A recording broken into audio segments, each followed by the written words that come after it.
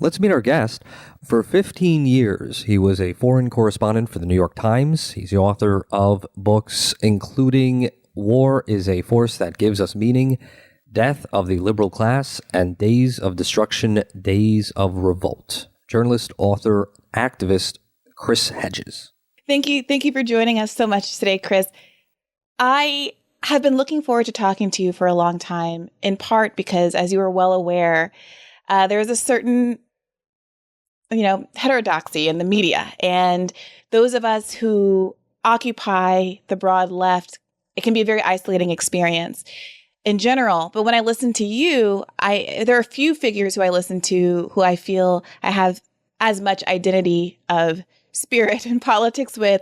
So I wanted to ask you to see if you could weigh in on some of the issues we've been trying to work through on this podcast about what the left should do in this moment, in the midst of a Biden administration that doesn't meet the needs of the moment.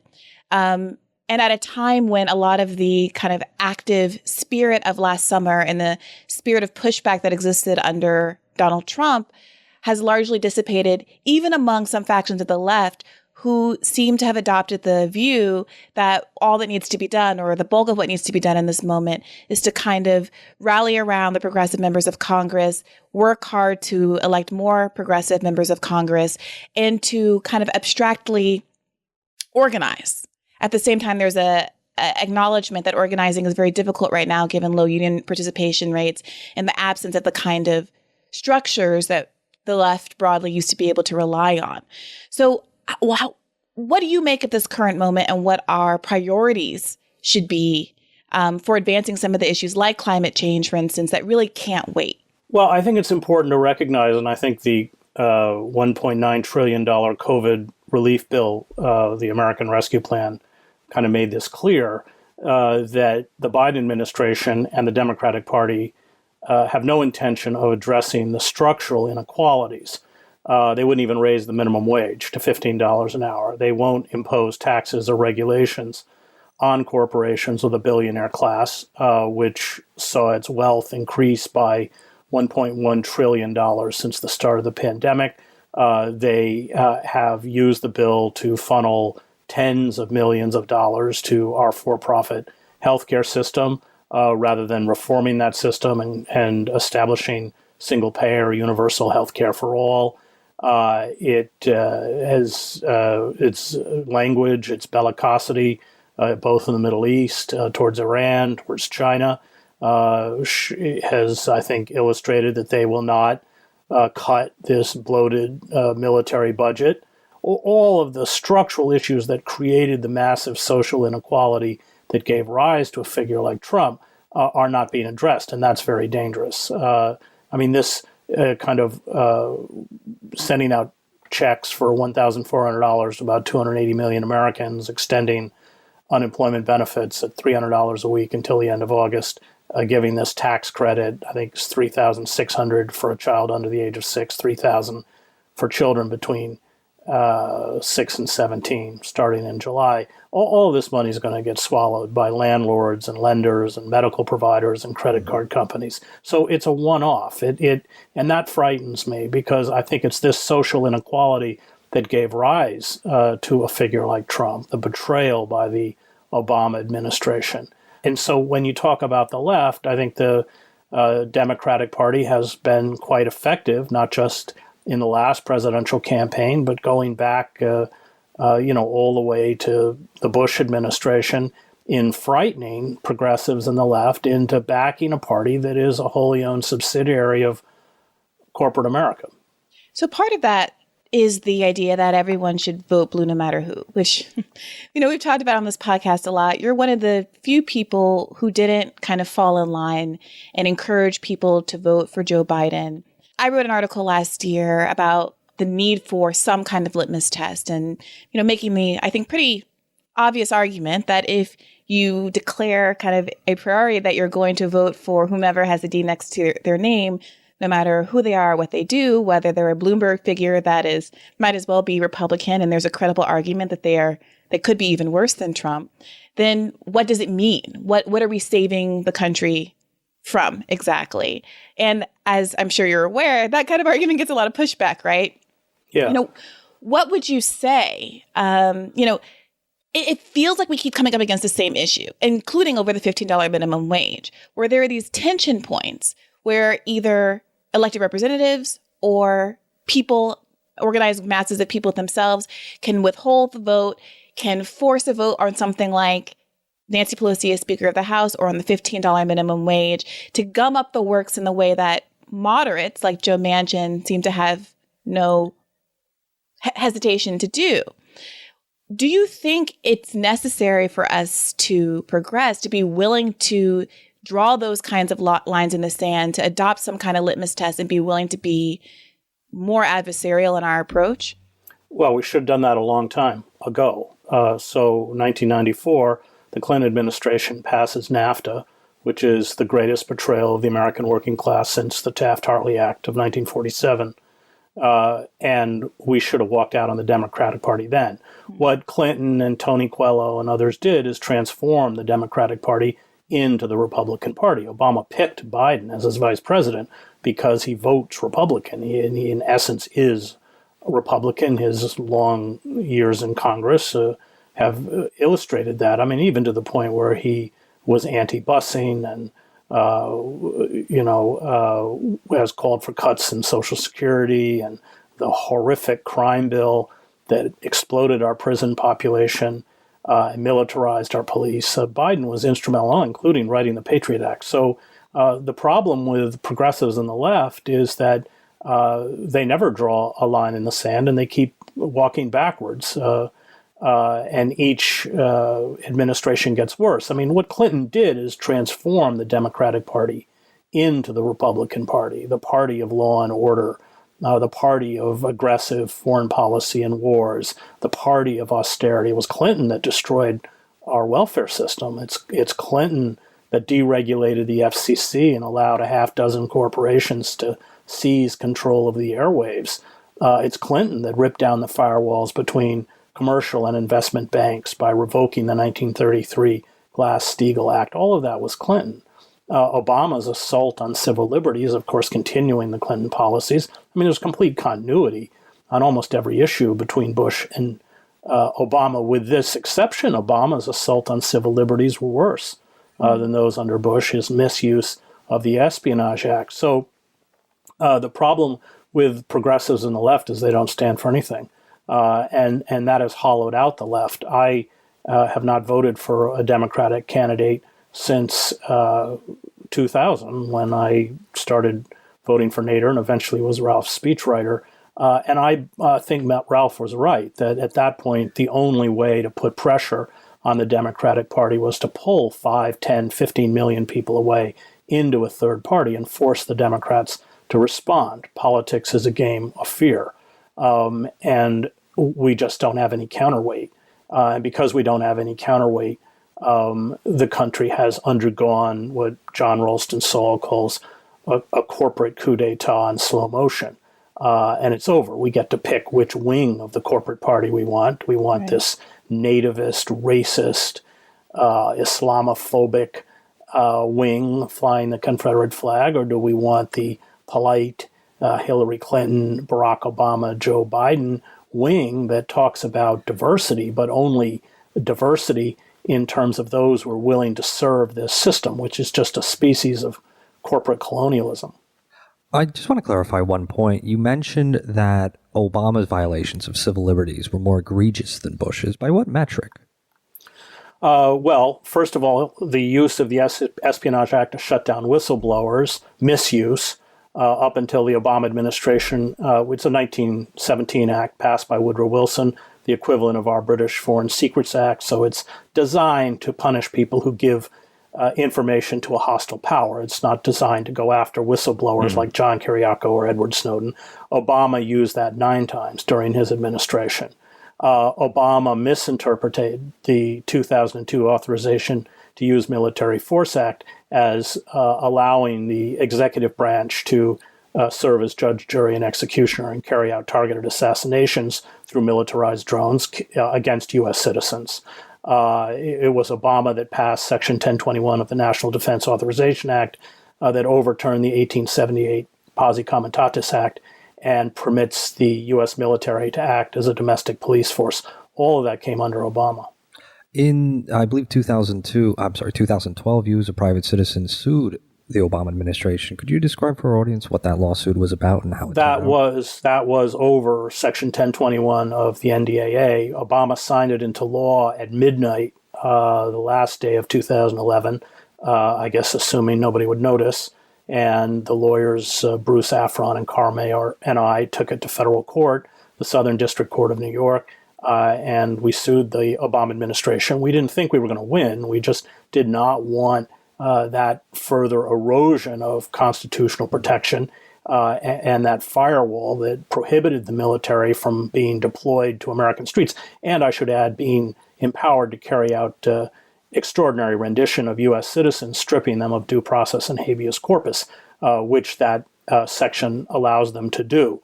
And we won. We won, and the Obama administration immediately appealed and sent it to the Second Circuit. And then the Second Circuit waited because it's a clear black and white constitutional issue. So it put the Second Circuit in a difficult position, and they waited until there was a Supreme Court ruling in Clapper versus Amnesty International, which is about wholesale government surveillance, especially of journalists. This was all done before Snowden. That got to the Supreme Court. The government lawyers argued that I and the other plaintiffs had no concern. Well, yeah, no concern, legitimate concern, and that the government would tell us if we were being surveilled, which we now know is ridiculous. And so they threw it out, saying we didn't have standing. And then the Second Circuit said, well, Hedges doesn't have standing in Clapper versus Amnesty International, therefore he does not have standing in Hedges versus Obama. And so it's law. Yeah. But that was Obama. It's always standing, isn't it? It's always standing. Yeah. Exactly. So, I mean, what's happened is that our constitutional rights have been stripped of us by judicial fiat. And you're exactly right. The way that the courts, which are wholly owned subsidiaries of corporate America, function is that they deny us standing. That's exactly right. I mean, the whole Citizens United, interpreting Citizens United as the right to petition the government or a form of free speech is just a complete inversion of constitutional rights. Yeah. And for, non-lawyers and normal people. Me. Standing is the notion that you have to have some not attenuated relationship to the claim to bring it, right? The idea is you don't want me as a random person saying person A and got hit by a car by person B, and so I'm going to sue on behalf of person A. I have no relationship to them. Ostensibly, it's supposed to mean that you have some relationship to the claim you're bringing. But what often happens, for example, in environmental cases, is you'll say, well, I don't want them to drill in the park in my city. And the court will say, sure, I guess maybe on the books you have a claim, but you can't prove that you have a relationship to that park. Were you planning to go to the park? Do you use the park? You live 4 blocks away from the park, so you're not really that close to the park, and they'll get rid of your claim on those kinds of grounds. And it happens often. Yeah. I want to ask you about this $15 minimum wage again, because as you mentioned, it was the most structural aspect of the relief bill. It would have been had it been included. And it doesn't feel like an accident that is the part that didn't make the cut. The part that would have actually lasted beyond 3 months or 6 months or the end of this crisis. And I'm curious if there was anything you would have liked to have seen differently from progressives, whether in the Senate or the House, that might have resulted in a different outcome, given that you're someone who has used the courts, who have used these kind of Nader-esque tools at your disposal, untraditional tools at your disposal to make yourself heard? Well, we should have surrounded the Capitol and demanded $15 minimum wage. That would be the only way to begin to frighten the power elites into responding. And you're right. Everything in this bill is temporary. And so what happens when, in a few months, this government support is gone? What are people supposed to do when the checks don't arrive anymore? Are they going to pass another federal government massive relief bill? I don't think so, given the configurations of Congress and Mitch McConnell and the cautiousness of the Biden administration. And so we're going to be right back to where we started. Well, all the progressives now are tweeting and live streaming and saying, the fight's not over. We got to push. And I think, understandably, a lot of progressive individuals, voters, citizens are responding kind of cynically. Like, why are you saying organize? Why aren't you saying something more concrete? Why aren't you, telling us to meet at a certain point in protest? Why aren't you, asking, why aren't you naming Joe Biden? Why aren't you naming the figures that are responsible for this not being included in the bill? In short, why are you acting like you're one of us instead of someone with a relatively, large amount of power and authority? You're an actual legislator. But making those kinds of criticisms of these figures, it's divisive. And there are some on the left who say, we're already so small. We've already taken this blow, the blow of Bernie Sanders not winning. We can't have this kind of infighting. What do you think the approach should be toward these progressive members of Congress who obviously are so much better than, the Pelosi's of the world and the corporate Dems that we're used to, but who still seem to not be calling upon the public to do the sorts of things that you think would move the ball forward meaningfully? Well, they don't have any power. I mean, as Pelosi has kind of pointed out more than once, if you talk about the squad, how many people are you talking about? 5 people? They have no power. With the power of the Democratic Party, the reason Schumer and Pelosi have so much power is they're the funnels for the money that goes to the anointed candidates. And if you run afoul of them, you don't have any money, and your campaign, your ability to get reelected or elected is almost nil. In the case of Bernie Sanders, what was exceptional, I was very critical of Bernie, by the way, on a couple points. First of all, I never believed that the Democratic Party was ever going to allow him to have the nomination, and he should have broken out and started a third-party movement, even though he wouldn't have won. It's going to take longer than an election cycle for us to build a viable third party. And secondly, Sanders just wouldn't take on the military-industrial complex, which has to be dismantled if we are going to address the social inequality and the suffering that now afflicts tens of millions of Americans, probably at least half the country. I mean, let's go back and look at the Sanders campaign.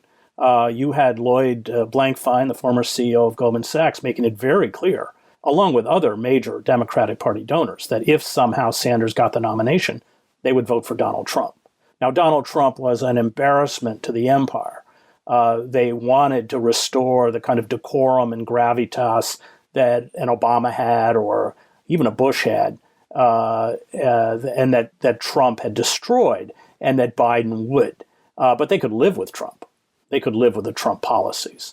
And so I worry about the left. I mean, I think the left has to stand unequivocally with those people within the country who have been dispossessed and against the Democratic Party. Otherwise, especially among the white working class, we are going to see another Trump, if not Trump, perhaps a competent Trump. I mean, we must remember that the elites embodied by figures like Biden, Clinton, Bush, in both parties, the lies that the elites told to the American public about the consequences of NAFTA, of trade deals, of dismantling welfare, Glass-Steagall, austerity measures, deregulating Wall Street, these horrific crime bills, the endless wars in the Middle East, the bailing out of the big banks and Goldman Sachs rather than the victims of their fraud. These lies were far, far more damaging to the public than any of the lies told by Trump. And I think that what's happened is that the elites have been found out, that there's a loss of credibility. And this isn't just within the United States. You see it because these policies are global. These global speculators have seized control, in essence, of not only the American economy, but most economies. And that's why Biden's a dangerous figure, because what Biden and those around him are attempting to do is recreate the ancien regime, to go back to this kind of utopian conservatism. And it isn't going to work. In 1932, in Germany, the traditional conservative class gathered around von Papen because they were terrified of the rise of the Nazis and tried the same thing, and it failed. And that is what is so frightening. I think the elites don't get that it's over, and you see their tremendous loss of credibility is a loss of political influence. That's right. So you see all these people outside the mainstream. Alex Jones. Of course, I detest Alex Jones, but figures like Joe Rogan or Matt Taibbi or Glenn Greenwald. These people who weren't groomed by the media conglomerates, and who speak, outside of that power circle. I mean, look at CNN, look at MSNBC, even Fox. They're just courtiers. I mean, they spin it from one angle or another, but they're like courtiers at Versailles. And meanwhile, most of the country, which is suffering, has been rendered invisible. This has been, of course, true for poor people of color for decades. But it's also true for the white working class, which I'm not defending the way that's often expressed. But that the suffering is real. And my family comes from working class towns in Maine that have been utterly destroyed. The mills are gone, and the town where my grandparents are from, the bank is boarded up, and there's methamphetamine clinics all over the place. This suffering is real, but unacknowledged by corporate media. And so we're entering a really dangerous moment, which has all been exacerbated by COVID. So, I mean, if you look at just the figures that are out there, and this bill, of course, does nothing to address this. You have this was last year before COVID, 50% of the households accounted for 1% of the nation's wealth, and the top 10% have 76% of the wealth, it's now worse. 18 million Americans depend to survive on unemployment benefits, and businesses are falling, small businesses are falling right and left. 81 million Americans can't meet their basic household expenses. 22 million lack enough food on a daily basis. 11 million can't make their next house payment. These are the real kind of New Deal structural issues that, if we don't address, will bring a very frightening blowback. Over the past year, you warned of an impending eruption of violence, that the Trumpist right was increasingly unbound by social or legal norms. When the Capitol was stormed on January 6th, did you feel vindicated? Well, no, I felt horrified. It's not something I wanted to see. I know these people. I've spent a lot of time with them. Going back 10 years ago, I wrote a book on the Christian right called American Fascists, the Christian Right in the War in America. That was 2 years inside their mega churches and their creationist seminars and right to life weekends. So I know these people, and they are frightening. And I didn't use the term fascist lightly. I think that and I speak as a seminary graduate and grew up in the church. My father was a minister. It's a heretical form of Christianity that has fused the worst aspects of American capitalism and nationalism with the symbols of the Christian religion, which is exactly what the pro-Nazi German Christian church did in Germany. I don't want to see what I think is come. I mean, that's part of the reason I speak out. But I think that the violence, I worry about political assassinations when people like this feel cornered, and we've had several near misses. But one day they're going to succeed. There are so many echoes of Yugoslavia. I covered the breakdown of Yugoslavia and the war in Yugoslavia for the New York Times. I see many, many echoes of that, which was driven by financial, economic collapse. So how do you see us getting out of this then? Because, when I ask the question about, progressives, it's not to pretend that they have the ability to wave a magic pen and pass a $15 minimum wage, which is sometimes how it's characterized. But it also kind of can feel like there is an absence of accountability if you don't acknowledge that there is a kind of power that exists by leveraging their enormous popularity and the fact, among people outside of Congress, outside of Capitol Hill. And that when you say things like, we should have been rallying outside of Congress, we should have been protesting for $15 minimum wage. These are all people, Senator Sanders included, who at various times have used their text message platforms and their online platforms to urge people to participate in mass protest events exactly of that sort, but who have declined to do so in this moment. Is that something that we should be expecting of public figures like this? And if not them, who should we be looking to? Because it feels like there's a real void. A lot of talk, I think that's well intended and correct about the need to organize, but also this feeling that it would be impetuous of any given person to step into that role, that we want leaderless movements, that a lot of people who are well positioned to do that work are just choosing not to. And that's what's leaving a lot of people, I think, feeling really unsettled. Yeah, I mean, no movement is leaderless, but there is a danger of having a very hierarchical leadership. I spent a lot of time in Zuccotti Park with Occupy. I think it would be wrong to call Occupy leaderless, but it was leadership by consensus. And it wasn't dependent on one particular leader. The engine of Occupy, at least in New York, was the Direct Action Committee. I don't know how many people were on it. Not a lot, probably under 20. And they really set the agenda. So we can't look to political leaders. I mean, Bernie Sanders has made it very clear that he will dance to the tune that Chuck Schumer plays.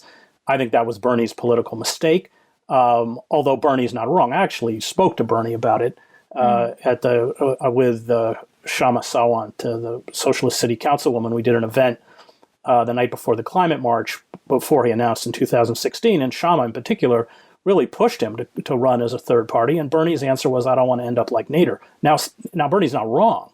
He would have ended up like Nader. The Democratic Party would have destroyed him and turned him into a pariah, and he just wasn't willing to pay that political price. And he, was a loyal member of the Schumer wing of the Democratic Party for 4 years, and I would argue that they did to him in 2020 exactly what they did in 2016, which was pull every dirty trick they could in the book, including on the eve of, was it South Carolina or North Carolina, getting everybody to withdraw. That was Obama, to make sure that Biden was the nominee. But we can't look to figures like Sanders. We have to look for people outside formal systems of power. And we have to begin to stand with the working class and be willing to sacrifice and even be marginalized. Because if we don't, especially the white working class, is going to get funneled into the hands of these proto-fascists.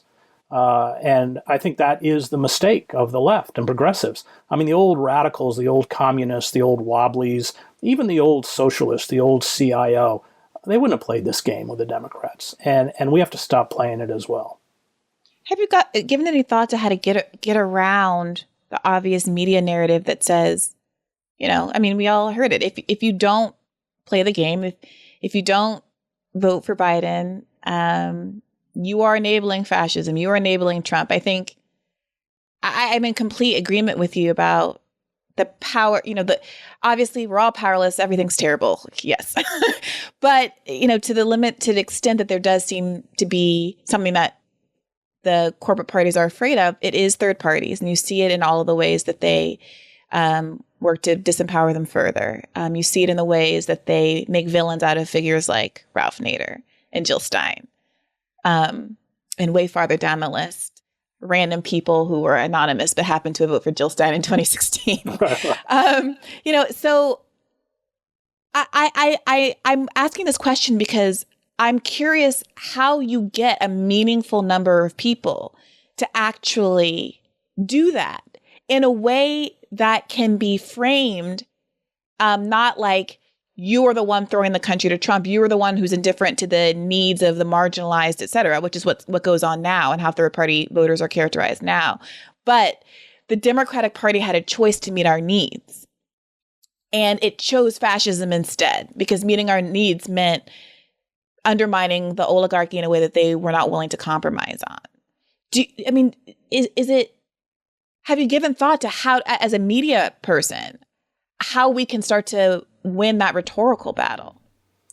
Well, if we do step out and challenge the ruling elites, and in particular the Democratic Party ruling elites, those are the nice things they're going to say about us. I think that, in fact, part of the problem with the left, it has no relationship. And this, I would exclude the Black Lives Matter protests over the summer, which I found very heartening, not only because of their courage to go out into the streets, but also because they weren't gaslighted. I wasn't there, but I sensed a political sophistication that I found very, very heartening.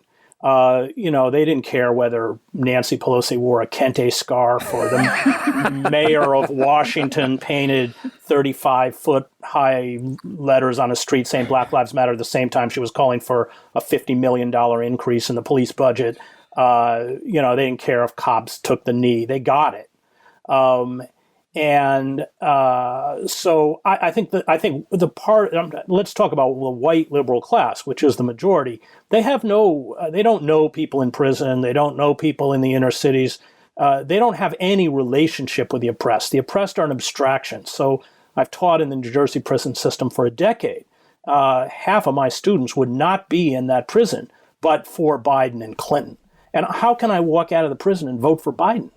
Destroyed their lives, destroyed the lives of their families, destroyed the lives of their children, impoverished and destroyed their communities, inflicted reigns of terror, and terror is not the wrong word in these communities, corrupted a court system so that everyone is coerced, and I mean coerced, to take plea deals, often for crimes they didn't commit. I mean, look at Chicago. Chicago, in terms of torture, is like Guatemala or Israel. There's another one. I heard Obama, I spent 7 years in the Middle East for the New York Times and months of my life in Gaza. I'm an Arabic speaker. I heard Obama, when he was running, give this speech to AIPAC, and I thought, I don't care if I'm the only person in America, I am not betraying the Palestinian people. I am not voting for him, especially when Ralph was running.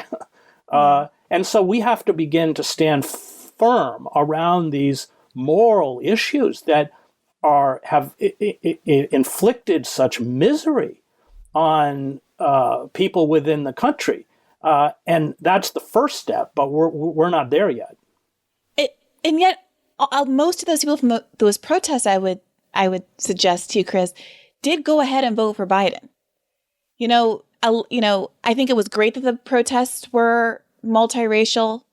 Some people say that it was an indictment of the protests. I disagree with that. But I think the reality is that those legions, millions globally, but locally, millions of people who were participating in those protests, at the end of the day, never connected the demands to the Biden agenda and never threatened to withhold their vote. So at the same time, there were millions of people in the street last summer.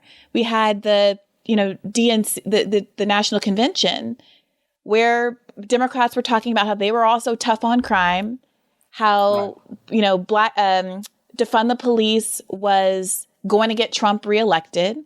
You had Joe Biden in the leaked tape with civil rights leaders just weeks after he was elected, being roundly dismissive of every senior civil rights actor in the country.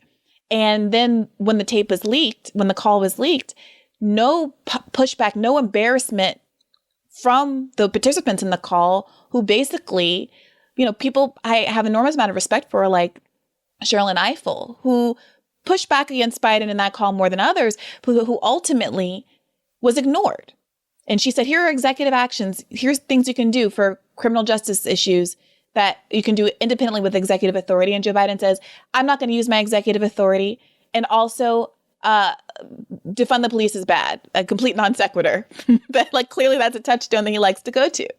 So it's not that I doubt the concern level or credibility of the people in the streets, but the missing link, it seems to me, is connecting that anger to some kind of electoral political agenda and making it so that there are consequences for ignoring millions of people in the street. Because right now, that doesn't seem to be the case. Well, that's exactly right. We should all take a lesson from Cornel West. When they disrespect you, walk out, which is what he just did at Harvard, number one. Number two, my students and their families can't vote. They all have felony convictions. Yeah. So I suspect, and this is just hypothetical, that a lot of those people in the streets who can vote came from a different economic strata. It may not have been a hugely different economic strata, but a different economic strata from the students that I teach in the prison. And what I'm saying is that, if my students can't vote, if my students live and their families under reigns of police terror, if my students never got a fair trial, and of course, almost nobody in this country gets a fair trial unless they have a lot of money. If my students' lives are condemned, then we have to stand with them. And we have to stand against the people, including Joe Biden, who did this to them. That's the problem. That is the fundamental problem. And that means stepping outside the system. And when you step outside the system and you really stand with the oppressed, you're going to get treated like the oppressed. And that is the only way forward. From a recent article of yours, none of these groups or individuals, whether they are on the left or on the right, however, have the organizational structure, coherence, and ideological cohesiveness of radical movements of the past, including the old Communist Party or militant labor unions. They traffic in emotional outrage, often replacing one outrage with another. They provide new forms of identity to replace the identities lost by tens of millions of Americans who have been cast aside. That's a very succinct and I would say very true look at the radicalism that has increased, percolated in the past 10 years. My question then is, what would a left movement, what organizational structure, ideology would make an effective left movement? Well, one that understands the configurations of power and grasps that reform is not going to come from the Democratic or the Republican Party, that we have undergone what John Ralston Saul correctly calls a corporate coup d'etat in slow motion, and it's over. And it's a matter of reading power. And I think a lot of these groups, however well-meaning, have failed to read power.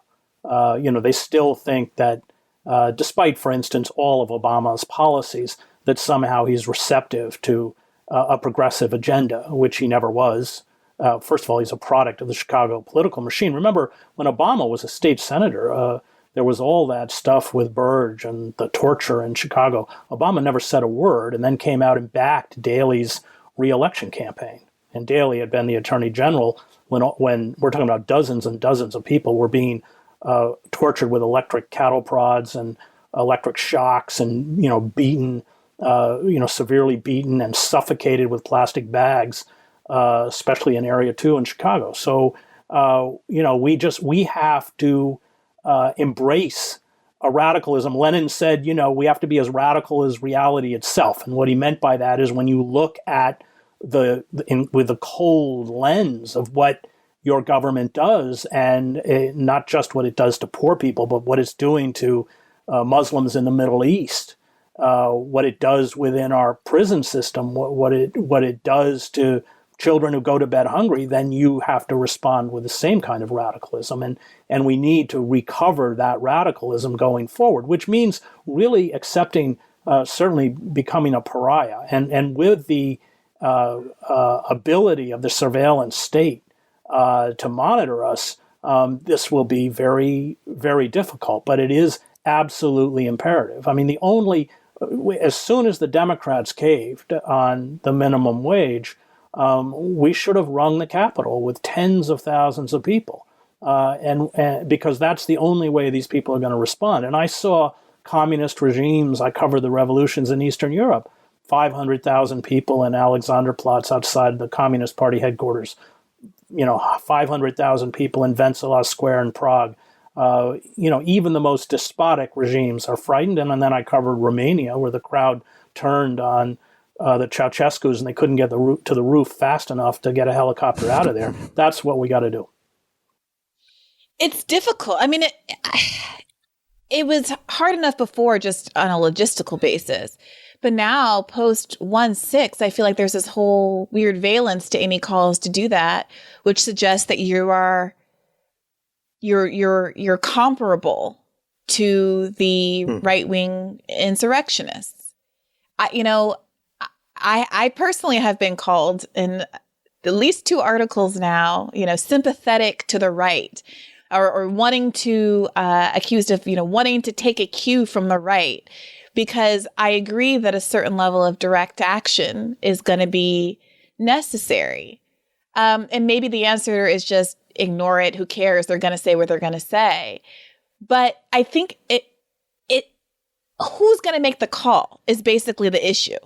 Like, who is going to be the one that directs folks to go and protest? Because it's obvious that as much as squad members and progressives are willing to say, give to this, Act Blue account to fundraise for people suffering from the power going out in Texas, or Hunts Point activism, all these good, wonderful, positive things.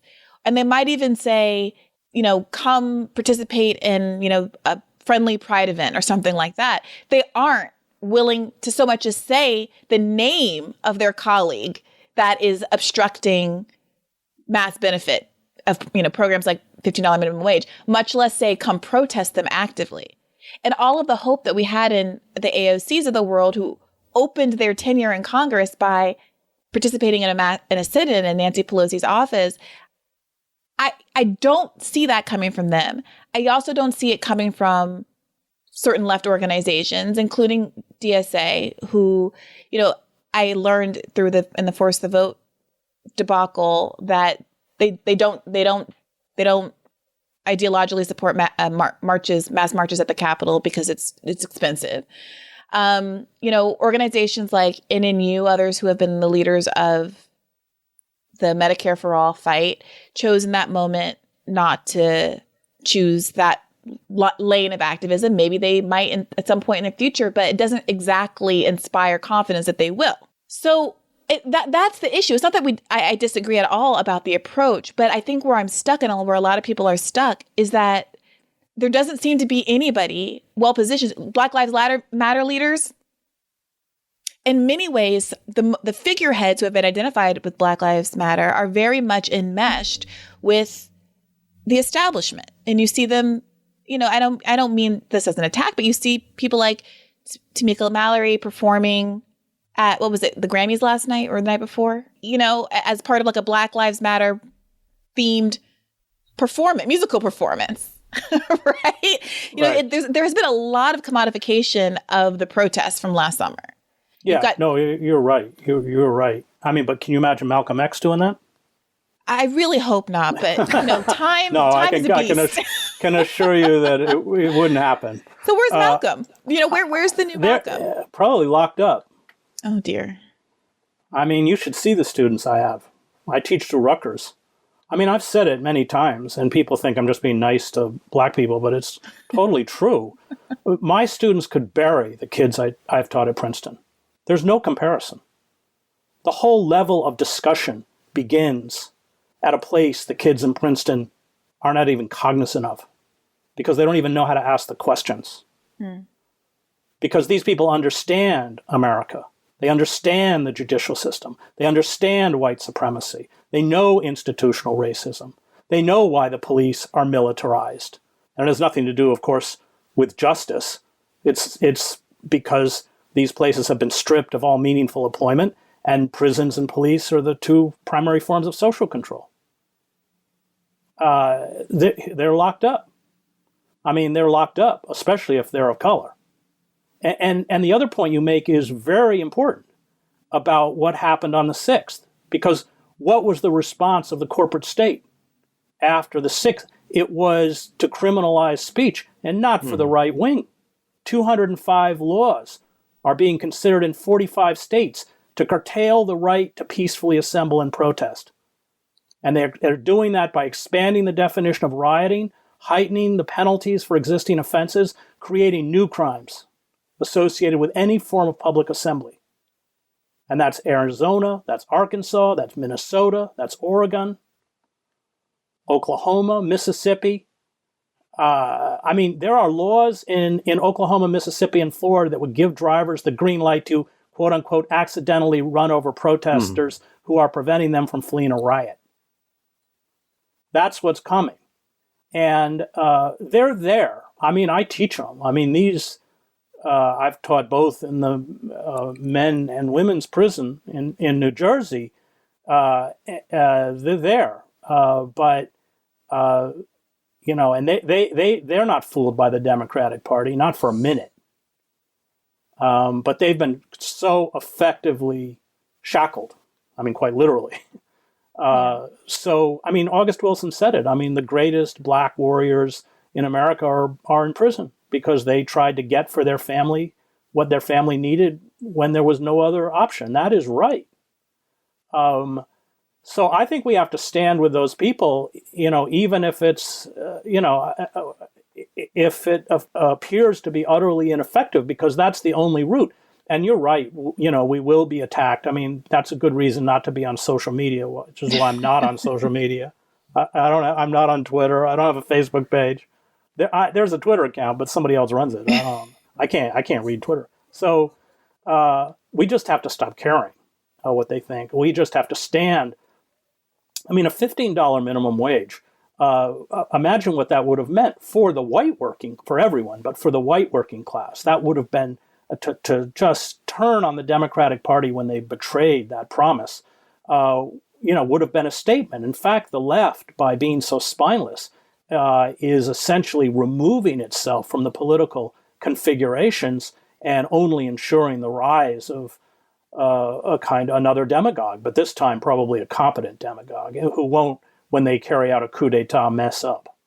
Well, that's what's so maddening about this whole thing, right? Because one is that they like to pretend that they don't have any power when they do. I mean, the progressive, I understand the broader point about the limitations of their power, but in this instance, you had an ability for 6 progressives in Congress to say, I'm not going to vote for the COVID relief bill unless it includes a $15 minimum wage. Now, there is an interesting moral question about whether or not one should take a stand like that holds up so much desperately needed aid for so many people in America.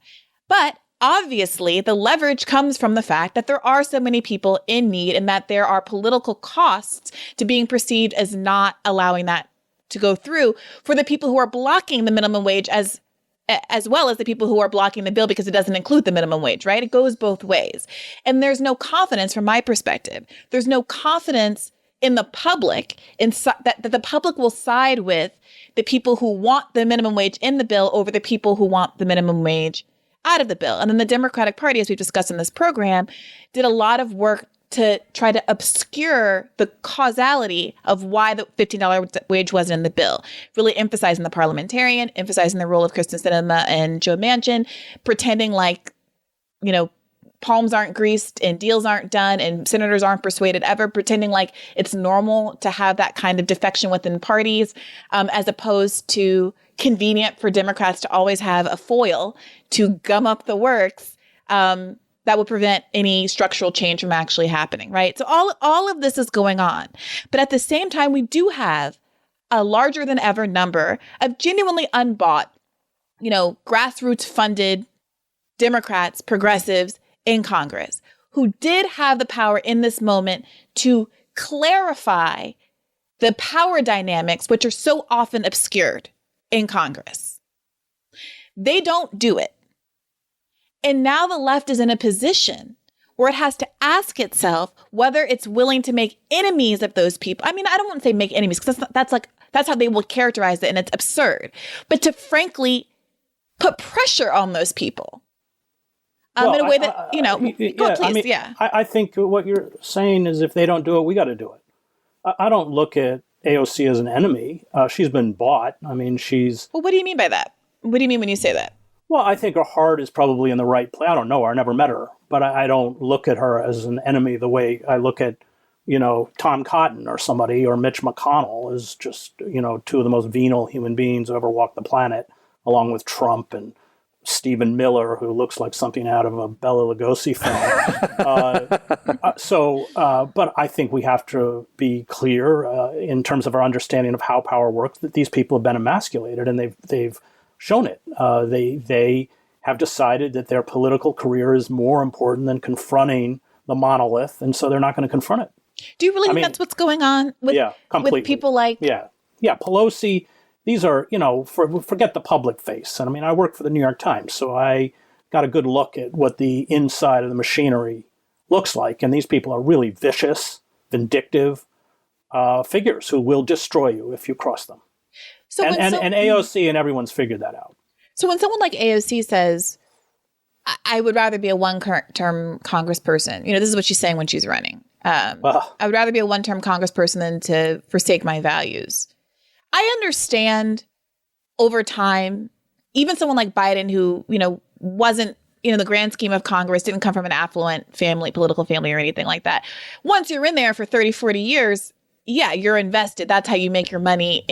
But someone like AOC, you're brand new. I as much as I'm characterized as like being antagonistic to her, I'd be willing to give her a lot more benefit of the doubt than most because she hasn't invested as much as a lot of other people in playing this game and staying in Congress. So that's part of why it's so confusing and frustrating when people like her, who just a year or two ago were saying, hey, I'd rather be a one-term congressperson than forsake my values. Why aren't we, it's ridiculous that Democrats haven't ever forced a vote on Medicare for all. Like she's literally just said those things within the past 24 months, is now not choosing to leverage her power. And is it just as simple as, I want to stay in Congress, I am enjoying this $170,000 salary? Yeah, it's that, and also the belief that my being here is better than my not being here. I mean, they'll rationalize it.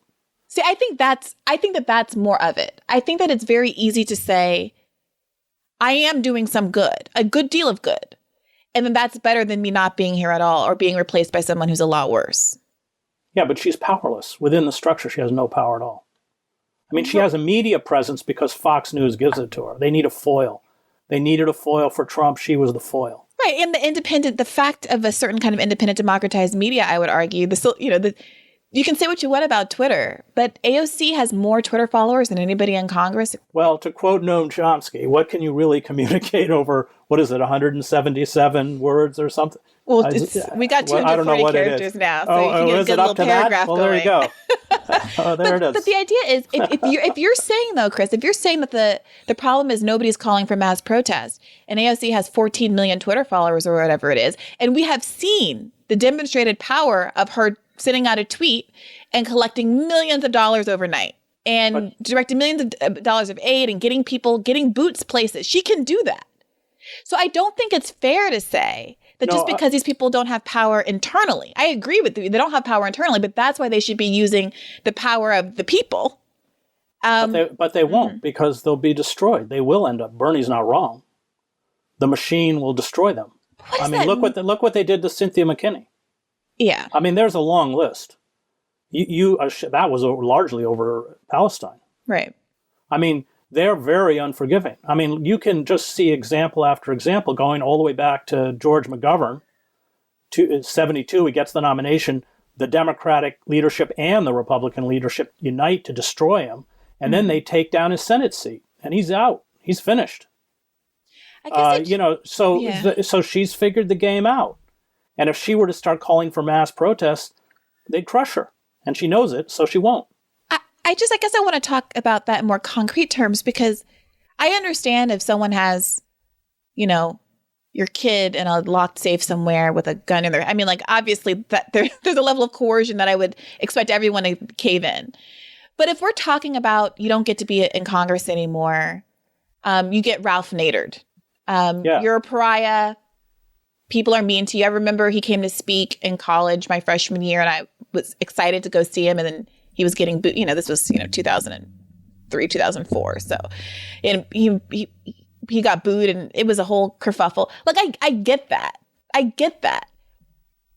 I don't understand, given the stakes, I guess, why people care. I don't get why someone like Bernie Sanders, who's at the end of his political career anyway. I never got that. I don't can you tell us a little bit about you and your upbringing? Because I've heard you speak really compellingly about kind of where your ethics and your drive to keep pursuing these objectives, despite what happens to you professionally or what have you, where that comes from in terms of your upbringing and your father. Can you tell us a little bit about that? Well, it comes from, I was raised in a religious household, but a very progressive religious household. My father was involved in the anti-war movement, the civil rights movement, and the gay rights movement in the 1970s. His brother was gay, my uncle. That was at a time when the church was very unforgiving for people talking about the right of the GBLT community to be ordained and married and have full rights. We just saw the Catholic Church walk back on this. And I watched him. He lost his job finally over that last issue. But I remember as a boy, people walking out of his sermons. I lived in an all-white farm town in upstate New York where Martin Luther King was one of the most hated men in America. And I don't think you can teach morality. I think you have to show it. And I watched it, and it was painful. I was very close to my dad. And I was just determined that I was not going to betray my father and everything that he stood for, no matter what.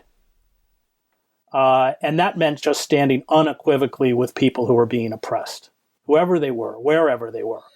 And when I was in seminary, I lived in Roxbury and ran a small church across from the Maine Mission Extension housing project and commuted every day into Cambridge to Harvard Divinity School. Well, that was a wake-up call as to what liberals were, people sitting around talking about empowering people they never met. And that's just, I spent 20 years in Latin America and Africa and the Middle East and the former Yugoslavia, and came back and went right into the prison program. And so I think the problem is that, we do have to have that kind of moral commitment to people who are being demonized and crushed by the ruling powers around them, and be willing to go down with them. And that's just a whole different way of looking at the world. It's not practical. There's nothing practical about it. I've done a pretty good job of, throughout my career, making myself more and more marginal. But I can live with myself. And you know what? I can walk in that prison and live with myself. I can go back to Gaza. And, I failed. But I was very outspoken against the call to invade Iraq. I lost my job at the New York Times for it. I never voted or supported anyone who embraced those wars. And I think as a white male, the best that can be said is that I've maybe earned the right to ask for their forgiveness. And that's just a different way of looking at the world. Under Trump, resistance liberals would repeat the mantra, "This is not normal." That we all had an obligation to remind ourselves of this so we don't become the frog in a pot of boiling water as the country becomes more fascist.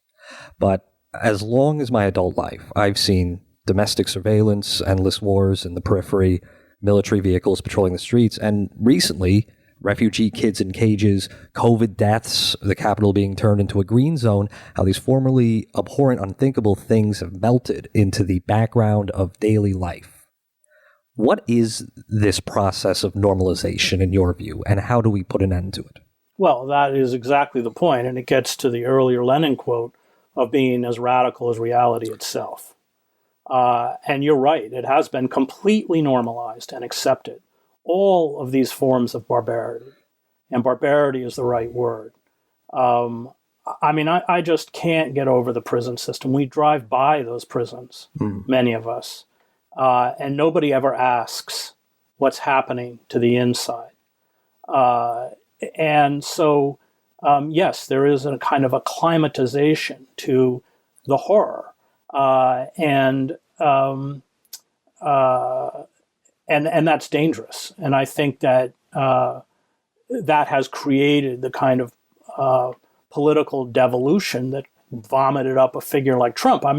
I watched in the dysfunctional Yugoslavia as these similar buffoonish figures like Radovan Karadzic or Franjo Tudjman or Slobodan Milosevic were all vomited up. That's what happens in dysfunctional societies because these demagogues, they give a voice to the hatred. Much of that anger, of course, is legitimate. They direct it in very self-destructive and socially destructive ways. But these demagogues are revered because they flout the conventions. They're outrageous. They're crude. They claim omnipotence, but most importantly, they call for war against the traditional elites that have betrayed the population. And all of the social conditions that you mentioned, coupled with the refusal on the part of the Democratic Party to address the social inequities, means that this rage is not only not going to go away, it's going to grow. And my biggest fear, and I really deeply hope I'm wrong, is that the only thing that's happening now is they're fertilizing the ground for a demagogue and an authoritarian system, at which point there's no turning back. Could you elaborate on that point? Well, I think that, what has been the response of the ruling elites? Well, I was opposed, by the way, to taking Trump off of social media because you're giving power to these amorphous entities, Facebook and Twitter and all these other YouTube, and to essentially erase people from the media landscape. Now, these entities are totally opaque. They know everything about us. We know nothing about them. We watched how they did things like lock the New York Post out of its own Twitter account when the New York Post published the information on the abandoned laptop by Hunter Biden. Even the New York Times is guilty of this. I mean, they used to refer, in the lead up to the election, they would refer to the Podesta emails as disinformation. That's not disinformation. They're real. Yeah. Nobody's ever challenged the veracity of the Podesta emails. I'm also a strong supporter of Assange and WikiLeaks. I mean, there's just another one. I know Julian and I've visited him in the embassy. I'm not going to ever vote for a Biden, given the fact that the Democratic Party persecutes my friend Julian as aggressively as the Republican Party. So, I think that we are seeing essentially an attempt. I just mentioned the kind of raft of laws that are being pushed through by the states to shut down peaceful protest, left or right, no matter where it comes from. We're seeing a very heavy censorship. We already have algorithms imposed. I'm hit with those algorithms to marginalize content on the internet. And so the ruling elites have made it clear that there won't be substantial reforms. What there will be is harsher forms of draconian controls. Biden has called for a new domestic terrorism law and censorship. And that is essentially laying the groundwork for a more formal and naked form of authoritarianism, probably centered around a demagogue. Most people, I think, recognize the signs of civilizational decline that you've been writing about for the past few decades. And as we talk about on this show as well, polling data confirms that people by and large do want left-wing solutions. They do want to get profit out of, they want decommodification, even if they're not going to call it that. They want profit out of things like healthcare, education, basic human needs. And something that you wrote, I think you wrote this, gave a speech about it, is that yet people are afraid. People are correctly afraid of ruling elites. How do people get shook out of that fear? When they know that this is wrong, they know we're on the wrong track, they're being fed spectacle from mainstream media, they're being sold new identities to replace an idea of politics. How do we short-circuit that system? I think we short-circuit the system by understanding how the system works, but the system's never going to tell you how it works. So you're not going to get it from social media. You're not going to get it from images, most of which are corporate-driven. You're really going to have to go back to print. You're going to have to read the great writers on totalitarianism. Our great, we lost him a couple years ago, political philosopher Sheldon Wolin, in Democracy Incorporated, the writers Hannah Arendt. I think you have to read Marx. I'm not a Marxist, but Marx's analysis, along with Engels' great 1845 work, The Conditions of the English Working Class. I mean, you have to understand how capital works. You have to understand how systems of power work. And I do think that severance from a print-based society has hurt us. I wrote a book called Empire of Illusion, The End of Literacy and the Triumph of Spectacle. Totalitarian systems do spectacle very, very well. If you go back and look at the old radicals, Lower East Side and stuff, or look at the Black Power movements of the 1960s, including the Panthers, there was such a heavy degree of study. They read Frantz Fanon, The Wretched of the Earth, and losing that ability to put our situation in context, to understand where we came from. And remember that the corporate state has a vested interest in historical amnesia, in keeping us rootless and not understanding. If we don't understand how we got here, we don't understand where we are. We don't understand why we are here. So, that's the old guy in me. I really think that we have to go back to these seminal texts. There isn't that kind of censorship because no one reads. You can still get all these books. Mm-hmm. They're there. Another thing. Sorry, go ahead, Virgil. No, you go ahead, Brie. I was just going to say another thing you can get, and I think social media does facilitate this, is podcasts, the proliferation of these kind of conversations and YouTubes. And I'm not trying to be glib or self-promotional, but a lot of people know you and are able to hear you, and other people, the Ralph Nader and Richard Wolfs of the world, because you participate in forums like this. So, I for one, that's why I appreciate you coming here and talking to us. But also, I wouldn't undersell the value of walking through some of that history. I've heard you talk in other contexts about, for example, the Powell memo and the purposefulness and the planning that went into creating the right-wing world we live in now, 40, 50, whatever years later. And I remember in law school when I learned about that was a real radicalizing experience for me, because it's one thing to say there's evil Republicans out in the world. It's another thing to say that this is a multi-decade plan that has come to fruition. And these are the kinds of things they're going to have to undo to get back to a more just world. Would you mind explaining, briefly, if you can? No, I think the podcasts and all of that, obviously I do them. And I think in that sense, the media, but it has to function more as a guide. Mm-hmm. You have to go read. You have to go read the Powell memo. Mm-hmm. You have to read. And so Richard Wolff and Cornel West and I, a few years ago, were in some despair and decided we would do a lecture every year based on a radical thinker, W.E.B. Du Bois, Gramsci, Rosa Luxemburg, in the hopes that it would give people a taste of these authors and send them back to their books. Mm-hmm. So I think that making people, that's why you teach in a classroom. You make your students aware of these thinkers and give them a sense of who they are and what it is they have to say. But there's no substitute for going back and reading them. And so, yes, I think that, but of course, the media platforms have constricted to such an extent. I have a show on RT America for which I'm roundly criticized. And my response is, if you don't like it, don't watch it. But it's a really wonky show. I don't know who would watch it. It's interviews with authors, because I know as an author, there's nowhere to go. And I always read the books. And that show should be on public TV or NPR or something at 1 a.m. with some old writer interviewing other writers. But it isn't. It doesn't exist. It doesn't exist. Right, and so I think you're right. But I don't think that can be a substitute for not being grounded in the print-based culture.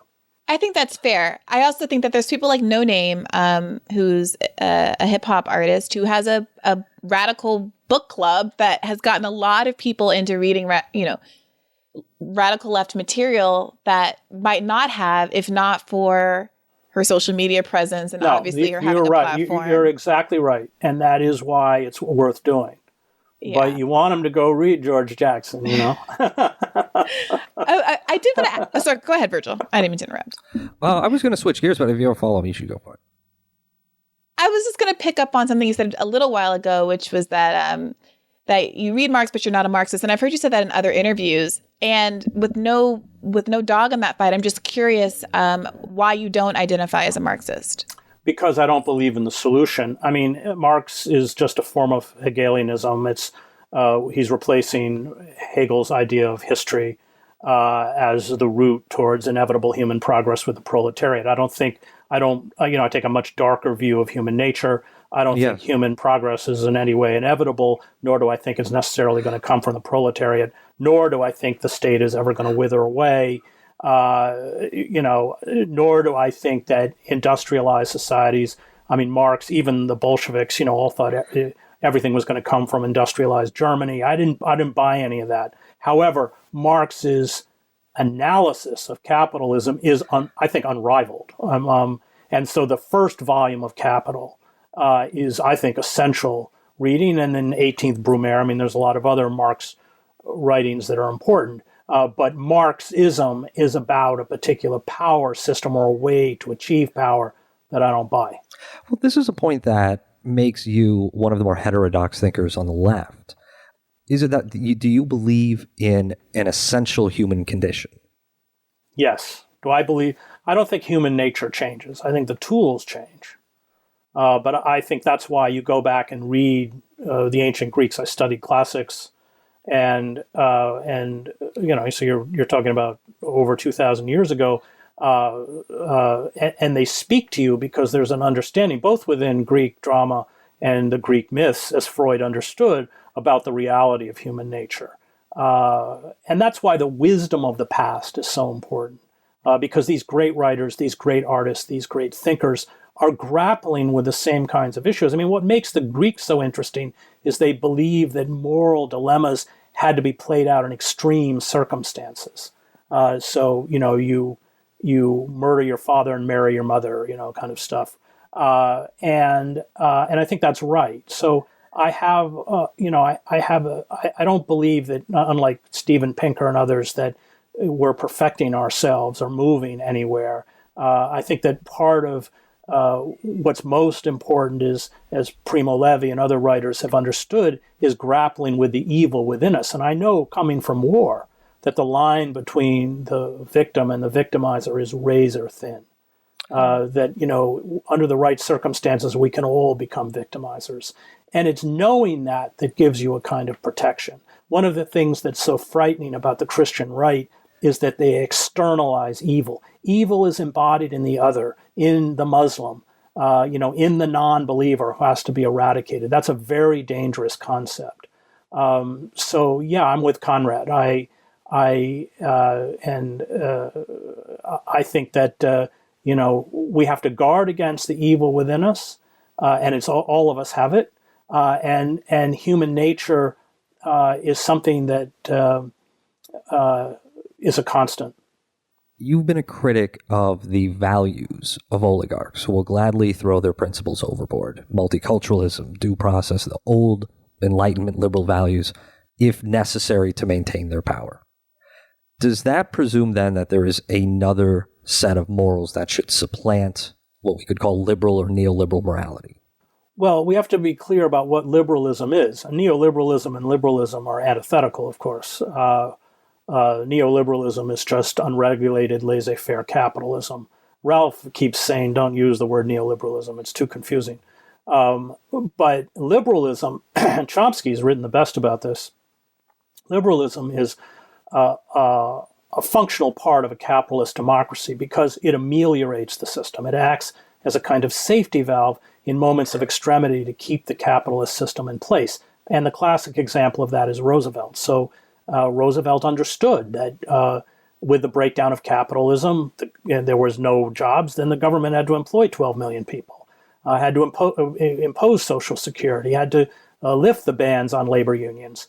And as Roosevelt said, his greatest achievement was that he saved capitalism. So the myopia of the ruling elites is that they didn't just destroy the radical movements, particularly starting in the early 1970s after the uprisings in the 60s, but they destroyed the liberal institutions themselves, which are actually a fundamental part of keeping the balance of a capitalist democracy in place. And so, for instance, let's go to the minimum wage. If you go back to, I think it's since 1970 or something right around there, production has risen by 77%. And as the New York Times correctly pointed out, if the minimum wage had kept pace with production, the minimum wage today would be $20 an hour. but it was purposely suppressed and is still being purposely suppressed because debt peonage is such an important component of the profits gleaned by the predatory Wall Street speculators. And then they want that broken surplus labor. That's another, it's why they've made war on labor unions, because they're malleable. They can control them. So the destruction of liberalism, and I wrote a book on this called Death of the Liberal Class, and Clinton was really at the epicenter of this in the same way that Tony Blair was with New Labour in Britain, has been, I think, the root cause of our political and economic dysfunction. And there's a direct line from that assault to Trump. So if you don't think that there's this kind of linear, inexorable, decline of capital that's coming, how do you think we get out of it? What is the solution, the non-Marxist solution that you anticipate? Well, Marx was right about the late stage of capitalism, which is what we're in now. So what the late stage of capitalism, they hate markets. They build giant monopolies, Google, Facebook, Citibank, Bank of America, etc. And then they destroy, as Amazon. I mean, Amazon, has destroyed more small businesses than probably any other entity in the United States. They hate the free market. So they build monopolistic markets. They impoverish citizenries until they function as little better than serfs. And then, in order to continue their profit margins, they begin to cannibalize the state itself. That's Marx, and he's right. So that's where you get the privatization of healthcare, the privatization of education. 70% of our intelligence operations are outsourced to private companies like Bose Allen Hamilton. That's where you get whole mercenaries, Halliburton, Raytheon, Blackwater, I don't know what it's called now, Z or something. That is the late stage of capitalism. But by cannibalizing the host itself, you weaken the system tremendously. So there's a self-destructive quality. Karl Polanyi, in his book, The Great Transformation, nails it. It's a look at what happens of deregulated capitalism. And he said what happens is you first create a mafia economy, and then you create a mafia state. And that's right, because you allow these entities to commodify everything. The human beings are commodities, the natural world is a commodity that you then exploit until exhaustion or collapse. And that's why the environmental crisis is twinned with the social crisis that we face. I'm sorry. I gotta be a stickler for the solution bit. Oh, that's what we're all waiting for with bated breath. Bree's very solutions oriented. I'm problem oriented. I was trying to get out of that. I think the solution is to stop asking what the solution is and to start asking what the moral imperative is. For instance, to say, well, if you won't pass the minimum wage, then you have become my enemy. If you won't release 2/3 of the people locked up in our prison system, which is 25% of the world's prison population, 40% of the people in our prison system have never been charged with physically harming another person. I think we have to draw a line based not on the practical, because it won't certainly at the inception be practical. It may never be practical, but that's our only hope.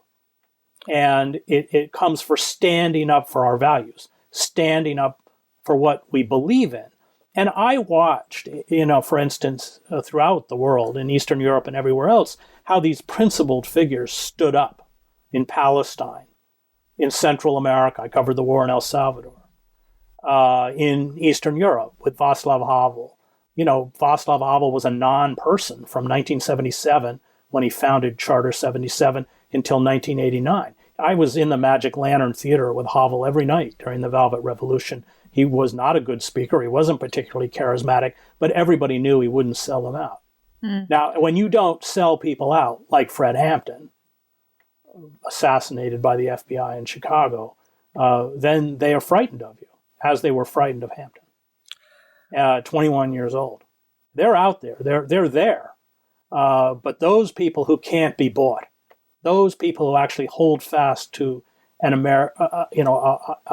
moral imperative, they frighten the state. Following up on that, and I think this could possibly serve as our last question. something you've written about is anomie and nihilism as consequences of our imperial decline. And as to what you just said about being guided by our moral principles, America is full of false prophets and false creeds. You wrote a book about one, and every single person in the Christian right thinks they're acting authentically with their moral principles. So just to reiterate the question, what moral principles should guide us? Right. Well, that's a good question, because that's the difference between moral absolutism and morality as self-reflection. I mean, it's one of the reasons why I worship James Baldwin.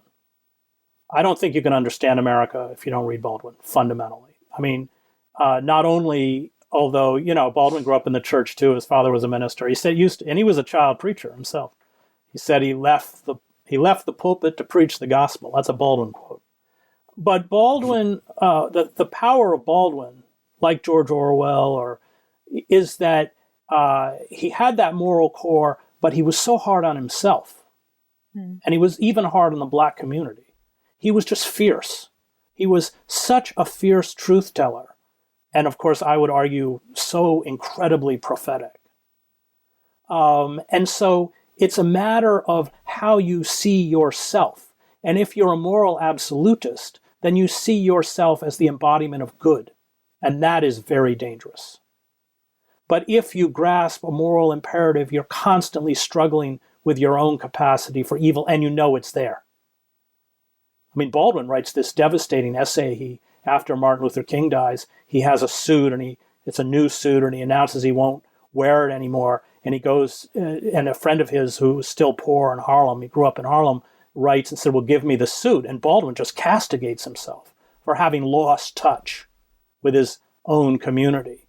I mean, it's a really brilliant essay. You need that kind of constant self-criticism and self-reflection. That's the moral quality that I'm talking about, not the moral absolutism of the Christian right, which is a form of totalitarianism. Chris Hedges, thank you so much for joining us. It's been an absolute pleasure to talk to you. Great. Thanks for doing it. Where can people find you?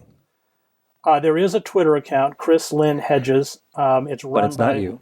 Well, but it's run by a really great guy, and he doesn't send out any personal messages from me, but it's all the articles and interviews that I do is on it. At Chris Lynn Hedges. And where can people find your show? It's on YouTube for now. Until PBS picks it up. There you go. That's right.